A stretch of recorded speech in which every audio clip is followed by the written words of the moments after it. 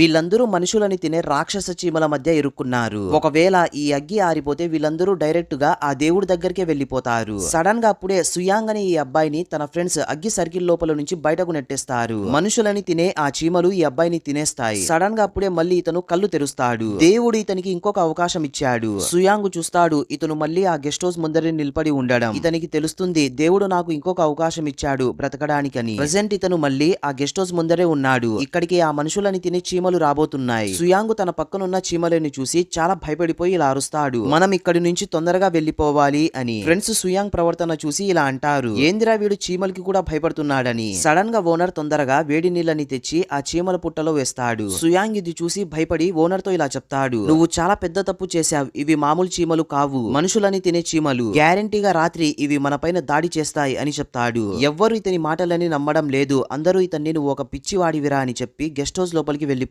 Lisa కూడా లోపలికి వెళ్తూ ఉంటుంది. సుయాంగ్ తొందరగా వెళ్లి లీసా చేయిని పట్టుకుని ఇలా చెప్తాడు, నువ్వు ముందుకు వెళ్ళకు, అక్కడ ఉన్న ఒక చెక్క బిం విరిగి నీ కాళ్ళ పైన పడుతుంది అని చెప్తాడు. హోటల్ ఓనర్ ఇంకా లీసా ఇతను ఒక పిచ్చివాడురా అని అనుకుంటూ ఉంటారు. సడన్ గా అప్పుడే ఒక చెక్క బిం పైనుంచి కిందకు పడుతుంది. ఈ దృశ్యాన్ని చూసి లీసా చాలా భయపడిపోతుంది. ఒకవేళ నువ్వు ఆపకపోయి ఉంటే నా పని ఇంకా అంతేరా అని. పార్ట్ 2 కోసం ఒక లైక్ వేసుకోండి.